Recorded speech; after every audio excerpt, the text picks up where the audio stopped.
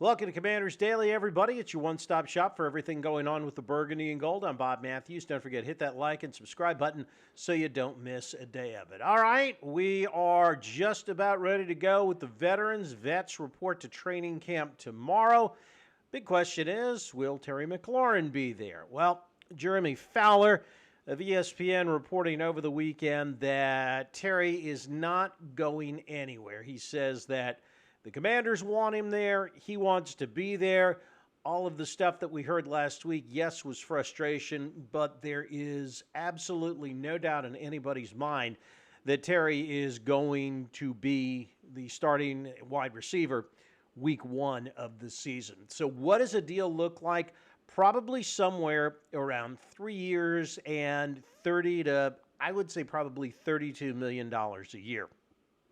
And if it's right around 30, that's not going to surprise me one bit. All of the talk we've heard is that they are fairly far apart on, money. Eventually, the Commanders are going to come up to $30 million, and that's going to be, the average annual value of this contract for 3 years. Still some machinations we're going to have to go through on this, but it is coming, and even Fowler is reporting that the deal should be coming. Both Dan Quinn and Adam Peters are supposed to speak to reporters on site in Ashburn on Tuesday. No doubt if the deal's not done by then, there are going to be a lot of questions about this. I've just got a feeling that some way, somehow, before Tuesday, the deal is going to get done. By the way, all of the mishigas that we heard about the Commanders not including Terry in that little Instagram post with people getting engaged and married, don't forget they congratulated Terry on his marriage much, much earlier in the offseason. That was much ado about nothing. It really was. Speaking of much to do about nothing, I guess we got to talk about this one, but President Trump going on social media saying that he is considering blocking the RFK Stadium deal if the Commanders don't change their name back to the Redskins. Okay, I really didn't want to have to go through this today, and I, speaking only when it comes to football here, I don't want to get into politics and all this, but we're going to have to. So the thing about that is that there is absolutely nothing that the president can do to stop the deal from going through. Let's all go back to earlier this year when Congress passed legislation, which was signed by the president, giving the land to D.C. in order to build this stadium and the surrounding development. All I can say is, and I'm just trying to break this down into terms that responding to that statement deserves, there's no takebacks here. You can't take the land back, at least not now. Now, there is, we believe, some sort of a plan B involving the federal government, but right now, that's like completely irrelevant. They can't just take the land back, not while there's a deal still going on. Should, in some way, shape, or form, the council vote the whole thing down? Yeah. Then Washington might have to go back to Congress in order to work a deal with the federal government for it, but that's not going to happen. Council President Phil Mendelssohn has said they're going to vote on this thing and they're going to pass it. Just give them a few more weeks, and that's what they're going to do. The name's not going back to Redskins. There is absolutely nothing the federal government can do to block anything that the D.C. Council wants to do vis-a-vis building a new stadium. And hopefully this is the last time that we'll have to worry about and talk about that particular subject. I'm sorry. I know you wanted to, but the name's not coming back. All right.